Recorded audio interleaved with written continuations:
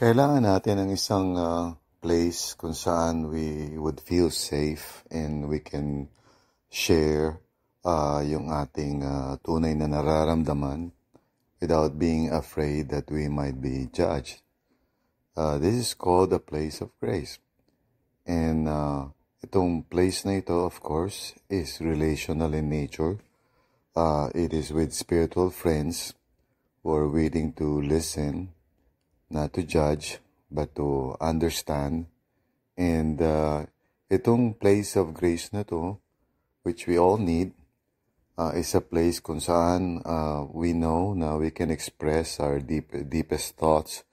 Hindi tayo mag-aalinlangan na baka husgahan tayo o reject tayo ng kausap natin. Another term for this is a soul host.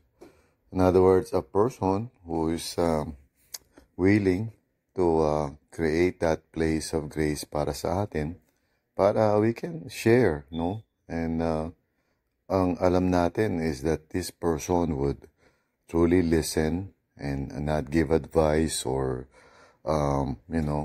over-identify themselves with us kasi magkakaiba naman tayo.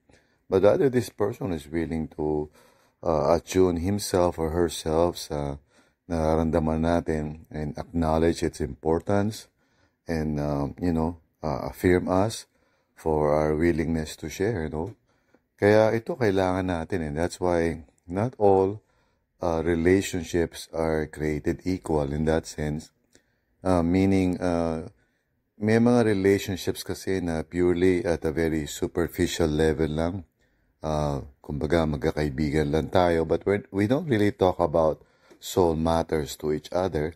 Kasi that creates, siyempre, vulnerability. Pag sinabi natin yung mga tunay na naiisip natin at nararamdaman natin, of course, we are afraid that we might be judged. And we'd rather just keep those thoughts and feelings to ourselves. And kapag ganun, siyempre, we would not grow because we would not become aware.